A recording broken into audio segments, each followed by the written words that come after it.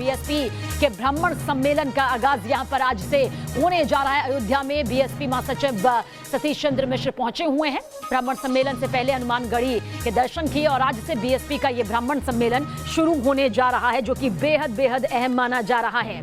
तो सबसे पहले हनुमानगढ़ी के दर्शन, फिर राम जन्मभूमि के दर्शन होंगे। सरयू तट पर 100 लीटर दूध से दुग्धाभिषेक भी होगा, वो तस्वीर भी यहां से सामने आएगी। ब्राह्मण सम्मेलन कार्यक्रम की आखिरकार शुरुआत यहां से होने जा रही है। अयोध्या के साधु संतों से आशीर्वाद भी लेते हुए बीएसपी महासचिव नजर आएंगे। और साथ ही साथ पहले चरण का जिक्र करें तो 23 जुलाई से 29 जुलाई तक ये ब्राह्मण सम्मेलन का आयोजन रखा गया है, यानी कि ये तारीख यहां पर तय की गई है। और देखिए तस्वीर भी इस वक्त आपके सामने मौजूद है।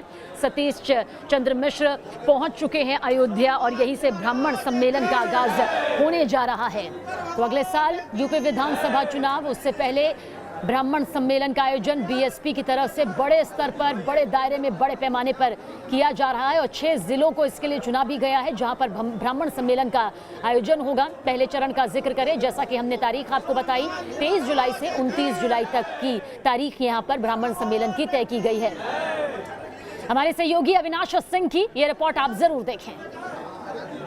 बसपा के राष्ट्रीय महासचिव सतीश चंद्र मिश्रा इस वक्त अयोध्या हनुमानगढ़ी में पहुंचे हुए हैं। यहां पर वो पूजा अर्चना कर रहे हैं। आप देख सकते हैं तस्वीरों में कि वो इस वक्त अपने समर्थकों के साथ यहां पर दर्शन कर रहे हैं। हालांकि जब आज वो अयोध्या पहुंचे तो अयोध्या पहुंचने के बाद सबसे पहले रामलला गए, वहां पर पूजा अर्चना की और अब इस वक्त वो हनुमानगढ़ी पहुंचे हैं। देखा जाए तो अयोध्या से आज बहुजन समाज पार्टी अपने चुनावी अभियान की शुरुआत कर रही है।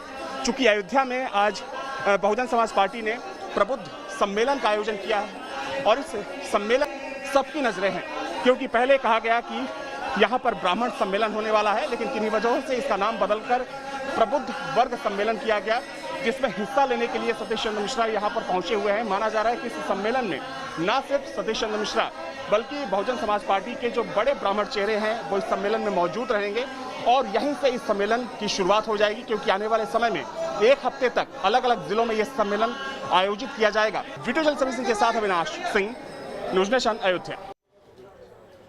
तो ज्यादा जानकारी के लिए इस वक्त हमारे सहयोगी अविनाश हमारे साथ मौजूद है। अविनाश, क्या कुछ तस्वीर आज बीएसपी की तरफ से बन रही है ब्राह्मण सम्मेलन को लेकर? सतीश चंद्र मिश्रा पहुंच चुके हैं, तस्वीरें भी हमने आपके रिपोर्ट के जरिए यहां पर देखी। फिलहाल आगे का क्या कुछ पूरा कार्यक्रम बीएसपी की तरफ से आज ब्राह्मण सम्मेलन के इस पहले दिन को लेकर रहने वाला है?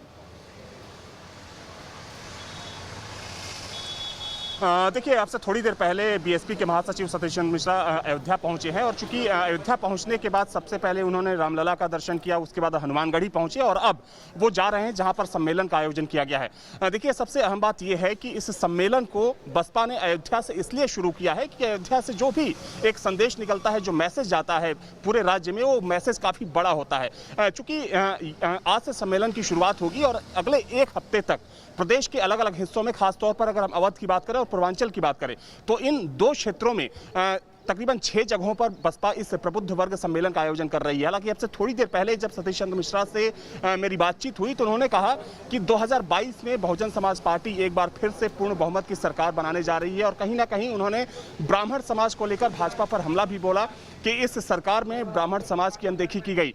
तो देखिए, जो पूरा फोकस है इस सम्मेलन के जरिए बहुजन समाज पार्टी की ये कोशिश है कि 2007 में जिस सोशल इंजीनियरिंग फार्मूले को बहुजन समाज पार्टी ने अपनाया था और जिस फार्मूले के तहत बसपा की एक बड़ी जीत हुई थी 2007 में, उसी फार्मूले के तहत अब आगे बढ़ा जाए, क्योंकि 2022 में देखा जाए तो विधानसभा का चुनाव है और बसपा एक बार फिर से 2007 वाले फार्मूले को 2022 में लागू करना चाहती है, क्योंकि तब देखा गया था कि 2007 में जो ब्राह्मण वोट बैंक था वो एक साथ बसपा के साथ आया था और साथ ही में चूंकि जो बसपा का अपना कोर वोटर है, जो कोर वोट बैंक है, दलित वोट बैंक, तो इस समीकरण के साथ बसपा ने एक बड़ी जीत हासिल की थी। हालांकि 2012 और 2017 में बसपा को जीत नहीं मिल सकी उतनी बड़ी, लेकिन एक बार फिर से उसी फॉर्मूले के तहत बहुजन समाज पार्टी आगे बढ़ना चाहती है। हालांकि देखिए, सबसे अहम बात यह है कि पहले जो सम्मेलन आयोजित किया जा रहा है उस सम्मेलन का नाम पहले ब्राह्मण सम्मेलन था। हालांकि किन्हीं वजहों से उस सम्मेलन का नाम अब प्रबुद्ध वर्ग सम्मेलन कर दिया गया है और इतना तय माना जा रहा है कि इस सम्मेलन के जरिए कहीं ना कहीं ब्राह्मण समाज में बहुजन समाज पार्टी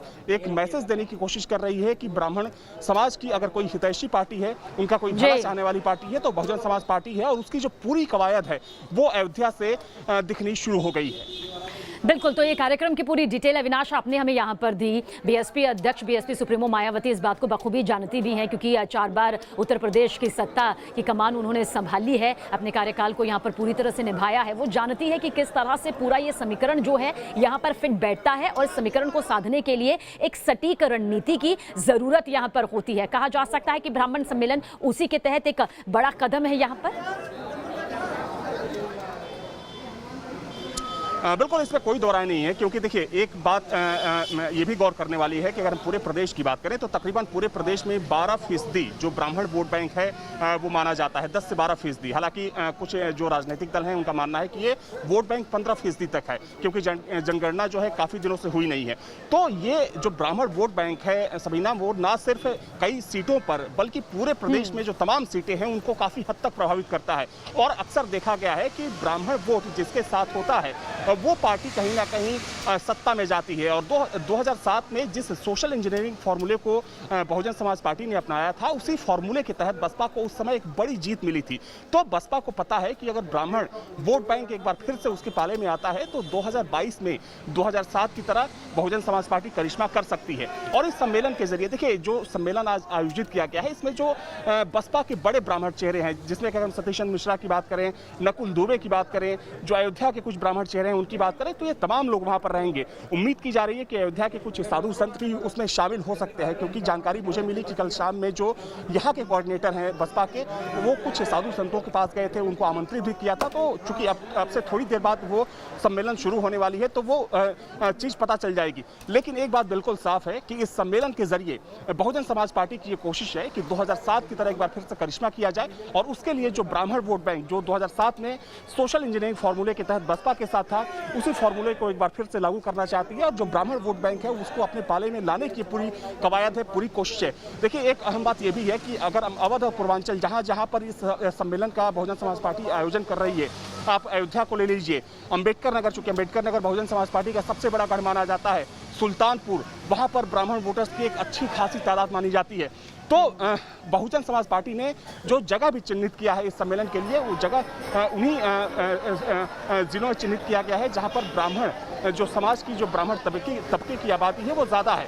तो इस सम्मेलन के जरिए देखिए, एक बात तो बिल्कुल तय है कि बसपा अब इसी लाइन को लेकर 2022 के विधानसभा चुनाव में लेकर जाने वाली है। हालांकि बसपा को इसमें सफलता कितनी मिलती है ये दूर की बात है, लेकिन इसी फॉर्मूले के तहत बसपा चुनाव लड़ने का मूड बना चुकी है। चलिए, आप नजर बनाए रखिएगा इस पूरी तस्वीर पर, आगे भी आपके जरिए अपडेट लेते रहेंगे।